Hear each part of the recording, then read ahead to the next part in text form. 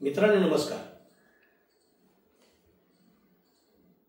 टाक्याचे घाव सोसल्याशिवाय देव पण पावत नाही असं म्हणतात.